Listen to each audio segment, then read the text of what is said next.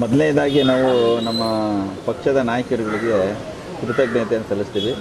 ಕಾರಣ ಏನಂದರೆ ಅವರು ವರುಣ ಮತ್ತು ಚಾಮರಾಜನಗರದಲ್ಲಿ ಎಲೆಕ್ಷನ್ ಸೋತಾಗ ಅವರನ್ನು ಮತ್ತೆ ಕೈ ಹಿಡಿದು ತುಮಕೂರಿಗೆ ಒಂದು MP ಸೀಟನ್ನು BJPಯಿಂದ ಟಿಕೆಟನ್ನು ಕೊಟ್ಟಿದ್ದಾರೆ. ಅದರಿಂದ ಮೊದಲನೇದಾಗಿ ನಮ್ಮ BJP ನಾಯಕರುಗಳಿಗೆ ಅವರಿಗೆ ಶುಭಾಶಯಗಳನ್ನು ಕೊಡ್ತೀವಿ.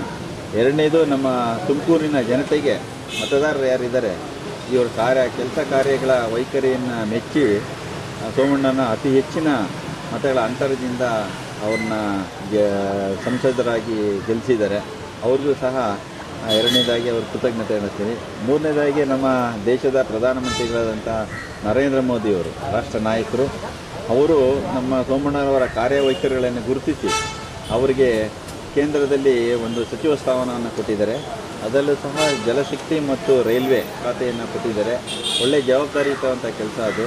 ಸೋಮಣ್ಣನವರ ಕಾರ್ಯವೈಖರಿಗೆ ಅವರು ಕೆಲಸ ಮಾಡ್ತಾರೆ ಅಂತ ಗೊತ್ತಿದ್ದು ಈ ಎರಡೂ ಸಚಿವರುಗಳ ಖಾತೆಗಳನ್ನು ಅವರು ಕೊಟ್ಟಿದ್ದಾರೆ. ಇದನ್ನು ಯಶಸ್ವಿಯಾಗಿ ನಡೆಸ್ಕೊಡ್ತಾರೆ ಅಂತ ಅವರು ಮೋದಿಯವರಿಗೆ ಚೆನ್ನಾಗಿ ಗೊತ್ತಿದೆ, ಅದನ್ನು ಕೊಟ್ಟಿದ್ದಾರೆ. ಅದೇ ಥರ ನಮ್ಮ ನಾಯಕರಾದಂಥ ಸೋಮಣ್ಣವರು ಅದನ್ನು ನಡೆಸ್ಕೊಂಡು ಕೆಲಸ ಮಾಡ್ಕೊಂಡು ಹೋಯ್ತಾರೆ.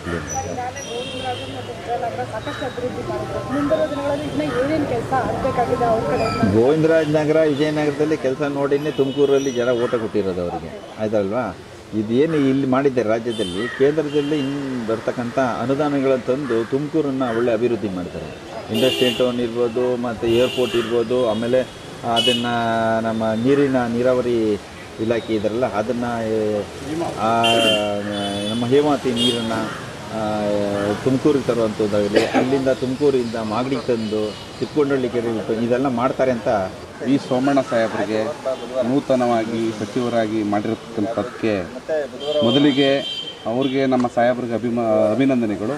ಹಾಗೂ ನಮ್ಮನ್ನು ದೇಶದ ನಾಯಕರು ನರೇಂದ್ರ ಮೋದಿಯವರಿಗೆ ನಮ್ಮ ಸಾಹೇಬರು ಕೊಟ್ಟಿರ್ತಕ್ಕಂಥದ್ದು ಸಚಿವರಿಗೆ ಅವ್ರಿಗೆ ಅಭಿನಂದನೆಗಳನ್ನ ಸಲ್ಲಿಸ್ತಾ, ನಮಗೆ ಯುವಕರಿಗೆ ಸ್ಫೂರ್ತಿಯಾಗಿದೆ. ಯಾಕೆ ಅಂದರೆ ನಮ್ಮ ಸೋಮಣ್ಣ ಸಾಹೇಬ್ರಿಗೂ ಇವತ್ತು ಎರಡು ತಾವು ಸೋತಿದ್ರೂ ಸಹ ನಮ್ಮ ಭಾರತೀಯ ಜನತಾ ಪಾರ್ಟಿ ನಮ್ಮ ಸಾಹೇಬ್ರನ್ನ ಗುರುತಿಸಿ ತಿರ್ಗಾ ಮತ್ತೊಮ್ಮೆ ಅವ್ರಿಗೆ ಕೆಲಸ ಮಾಡೋಕ್ಕೆ ಅವಕಾಶ ಮಾಡಿಕೊಟ್ಟಿದ್ದಾರೆ. ನಮ್ಮ ಭಾರತೀಯ ಜನತಾ ಪಾರ್ಟಿಗೆ ನಾವು ಯಾವತ್ತೂ ನಮ್ಮ ಭಾರತೀಯ ಜನತಾ ಪಾರ್ಟಿ ಕೃತಜ್ಞತೆ ಸಲ್ಲಿಸ್ತೇವೆ.